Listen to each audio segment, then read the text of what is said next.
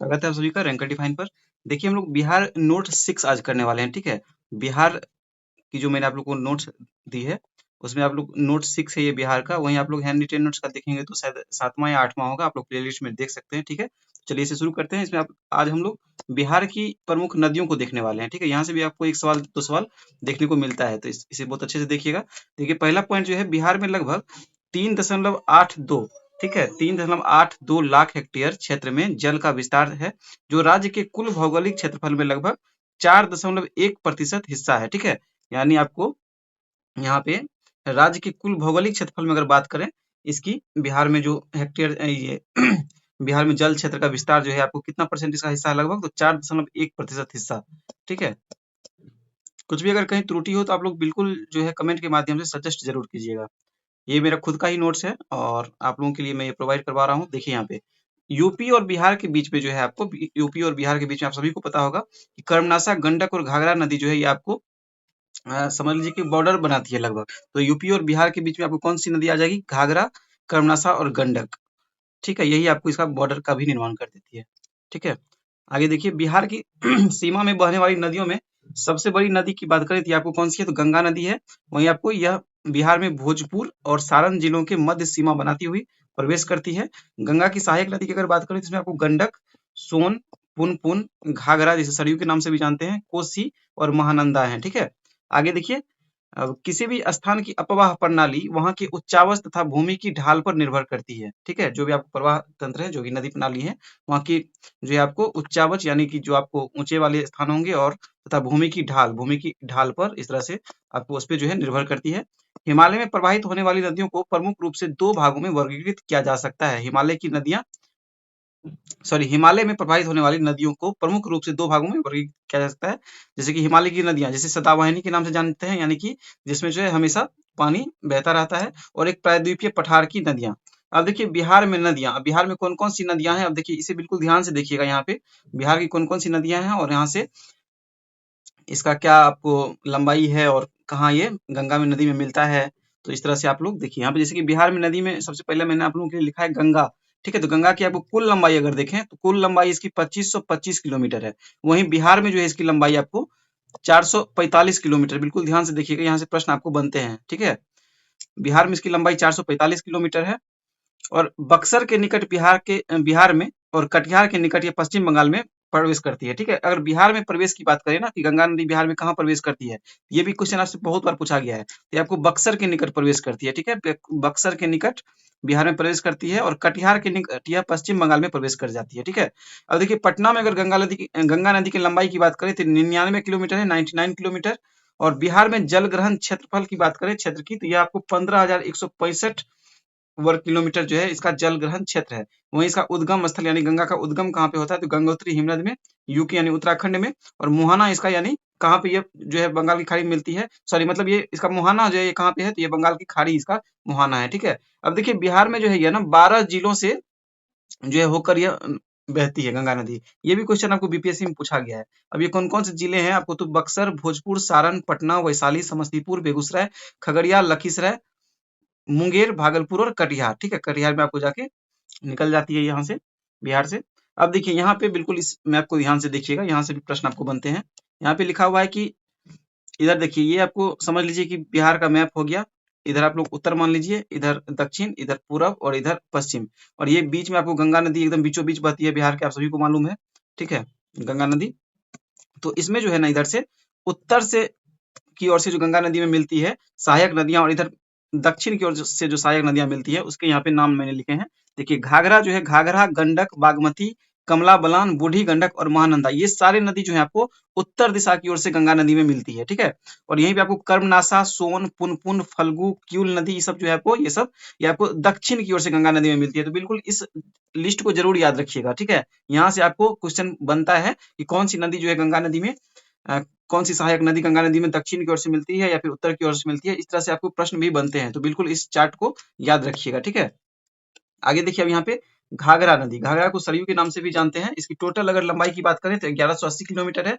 बिहार में इसकी लंबाई की बात करें तो यह 83 किलोमीटर 83 किलोमीटर है। और बिहार में जलग्रहण क्षेत्र जो है इसका 2995 वर्ग किलोमीटर है। वहीं इसका उद्गम स्थल की बात करें तो ये आपको गुरला मंधाता चोटी के पास नेपाल में है, और इसका संगम जो है छपरा के पास गंगा में हो जाता है। ठीक है, ये संगम पूछा जाता है बार बार आपसे। ठीक है, किसी भी सहायक नदी या फिर किसी भी नदी का गंगा में यहाँ पे बिहार के संदर्भ में पूछा जाता है कि कहाँ पे इसका संगम है।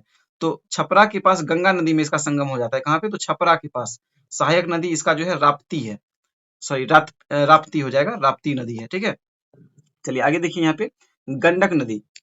गंडक नदी के बारे में है यहाँ पे कि इसकी कुल लंबाई आपको 630 किलोमीटर है। बिहार में इसकी लंबाई की बात करें तो 260 किलोमीटर है, और जलग्रहण क्षेत्र इसका 4188 किलोमीटर है, और उद्गम स्थल इसका अन्नपूर्णा श्रेणी है। ठीक है, अन्नपूर्णा श्रेणी के मानंग मीट और कुतांग के मध्य से, और इसका संगम जो है गंगा नदी में कहाँ पे हो जाता है? तो हाजीपुर में। ये बिल्कुल ध्यान रखिएगा, यहाँ से आपको सवाल जरूर बनता है कि गंगा नदी में इसका संगम जो है कहाँ पे, किस स्थान पे होता है। आपको पुनपुन वाला सवाल बार बार पूछा जाता है, पुनपुन और फल्गु वाला। ठीक है, तो इसी तरह हो सकता है कि आने वाले समय में आपसे इस तरह की नदियों से भी सवाल पूछ दिया जाए, तो बिल्कुल ध्यान रखिएगा। ये सारे आप लोग देख सकते हैं, ये बिहार की नदियां हैं, बिहार में जो नदियां हैं उसका ये लिस्ट है सारा। ठीक है, आप लोगों को पता है ये प्लेलिस्ट में जो है बिहार का जो है अभी चल रहा है।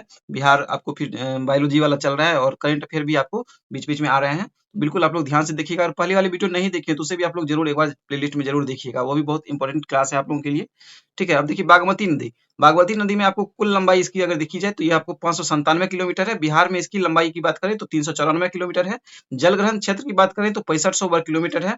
वहीं आपको इसका उद्गम जो है आपको महाभारत श्रेणी नेपाल में होता है, और संगम जो है इसका लाल बकैया नदी देवापुर में जो है आपको गंगा नदी में हो जाता है। और सहायक नदी की बात करें इसकी तो इसमें लखनई, लाल बकैया, चकनाहा, विष्णुमती और जमुने नदी इसकी सहायक नदियां हैं। ठीक है, तो बागमती नदी को देख सकते हैं आप लोग, यहाँ पे जो मैंने आप लोगों के लिए बनाया था, यहाँ देख सकते हैं, यहाँ पे लिखा हुआ है बागमती। यहाँ पे देखिए बागमती आपको उत्तर की ओर से गंगा में मिलती है, तो बिल्कुल ध्यान रखिएगा इसी के अकॉर्डिंग आप लोग। अब देखिए यहाँ पे कमला नदी की बात करते हैं। कमला नदी, तो कमला नदी की कुल लंबाई यहाँ पे 328 किलोमीटर है। उसमें से आपको बिहार में 120 किलोमीटर इसकी लंबाई है। जलग्रहण क्षेत्र इसकी 4488 वर्ग किलोमीटर है। उद्गम स्थल इसका महाभारत श्रेणी नेपाल में है। ठीक है, आगे देखिए अब यहाँ पे कोसी नदी। कोसी नदी जिसे बिहार के शोक के नाम से भी जानते हैं। ठीक है, यहाँ से भी सवाल आपको बार बार पूछा जाता है। तो इसकी कुल लंबाई आपको 720 किलोमीटर है। बिहार में इसकी लंबाई 260 किलोमीटर है, और जलग्रहण क्षेत्र की बात करें तो 11,410 वर्ग किलोमीटर इसका जलग्रहण क्षेत्र है। उद्गम स्थल इसका जो है गोसाई स्थान सप्तकोशी नेपाल में है, और संगम जो है इसका गंगा नदी में हो जाता है। कहाँ पे? तो कुर्सेला के निकट। ये भी सवाल आपसे पूछा जाता है। मैं आपसे बार बार कह रहा हूँ, बिल्कुल इसे ध्यान रखिएगा, संगम जो है आपसे बार बार पूछा जाता है।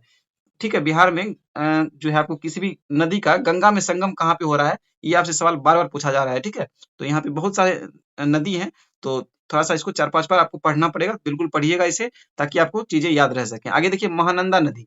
महानंदा नदी में आपको कुल लंबाई इसकी अगर बात करें तो आपको 360 से 376 किलोमीटर के बीच मानी जाती है। ठीक है, अगर आप लोग के पास कंफर्म डाटा है तो इसका डाटा आप लोग बिल्कुल जो है कमेंट के माध्यम से देंगे। ठीक है, क्योंकि यहाँ पे थोड़ा सा कंफ्यूजन था, तो मैंने आप लोगों के लिए यहाँ पे लिखा है 360 किलोमीटर से 376 किलोमीटर के बीच। फिलहाल मैंने इससे पहले लिखा नहीं था, अभी मैंने आप लोगों के लिए जब नोट्स बना रहा था तब फिर मैंने ये लिखा है।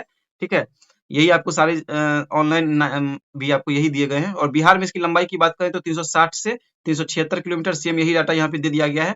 और जलग्रहण क्षेत्र इसका 6150 वर्ग किलोमीटर, और उद्गम स्थल इसका महाभारत श्रेणी नेपाल में, और संगम जो है इसका गंगा नदी मनिहारी के पास कटिहार में। ठीक है, मनिहारी में कटिहार के पास संगम जो होता है इसका कहाँ पे है? तो गंगा नदी में है। कहाँ पे? तो मनिहारी में, कटिहार के पास।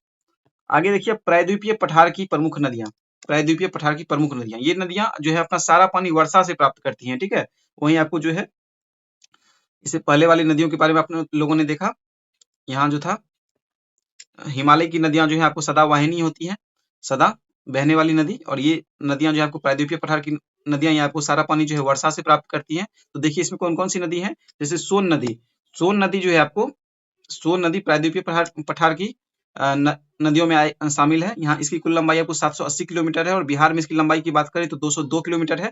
जलग्रहण क्षेत्र जो है इसका 15,820 वर्ग किलोमीटर है। ठीक है, वहीं इसके उद्गम स्थल की बात करें तो अमरकंटक चोटी है, जो कि एमपी मध्य प्रदेश में है। संगम इसका गंगा नदी में कहाँ पे होता है? तो ये देखिए, ये भी सवाल आपसे पूछा गया है। दानापुर और मनेर के बीच इसका संगम जो है गंगा नदी में होता है। ठीक है, कर्मनाशा नदी। अब कर्मनाशा नदी को देखिए, यहाँ पे इसकी कुल लंबाई की बात करें तो 192 वर्ग किलोमीटर है। ठीक है, 192 वर्ग किलोमीटर। उद्गम स्थल इसका साड़ी दाग कैमूर के पास है, और संगम इसका गंगा नदी होता है। ठीक है, संगम इसका गंगा नदी में है। अब देखिए पुनपुन नदी, अभी मैंने चर्चा किया था पुनपुन नदी और फल्गु नदी, यहाँ से सवाल आपको बहुत बार पूछे गए हैं। ठीक है, पुनपुन नदी, तो ये देखिए पुनपुन नदी जो है यहाँ पे कुल लंबाई इसकी 200 किलोमीटर। जल ग्रहण क्षेत्र की बात करें तो बिहार में तो 7,747 वर्ग किलोमीटर। उद्गम स्थल इसका छोटा नागपुर, पठार, पलामू, झारखंड में। और संगम जो है गंगा नदी में होता है। देखिए यहाँ पे आप लोग के लिए मैंने एक क्वेश्चन डाला है कि संगम जो है इसका गंगा नदी में कहाँ पे होता है, किस स्थान पे। आपको कमेंट के माध्यम से इसका आंसर जरूर करना है कि पुनपुन नदी का गंगा में संगम किस स्थान पर होता है, बिहार के किस स्थान पर गंगा नदी में पुनपुन नदी का संगम होता है। ठीक है, तो ये एक सवाल हो गया आप लोगों के लिए। चलिए अब लास्ट है यहाँ पे फल्गु नदी। इसकी कुल लंबाई की बात करें तो 235 वर्ग किलोमीटर और उद्गम कुल लंबाई, हाँ 235 किलोमीटर। ठीक है, 235 किलोमीटर है। उद्गम स्थल की बात करें तो उत्तरी छोटा नागपुर, पठार, हजारीबाग। और संगम इसका गंगा नदी में होता है।